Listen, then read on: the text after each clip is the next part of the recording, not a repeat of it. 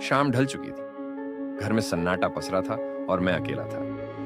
दीवार पर टंगी घड़ी की टिक टिक और बाहर बह रही हवा की सर्द आवाजें ही सुनाई दे रही थीं। तभी अचानक दरवाजे पर दस्तक हुई। इतनी रात को कौन हो सकता है? दिल की धड़कनें तेज होने लगी। मैंने दरवाजे की ओर कदम बढ़ाए। मन में अजीब सी आशंका थी। दरवाजे की दरार से झांकने पर कोई नहीं था। मैंने धीरे से दरवाजा खोला। बाहर अंधेरा था। केवल चांद की हल्की रोशनी ही जमीन पर पड़ रही थी, परंतु वहां किसी इंसान का निशान नहीं था।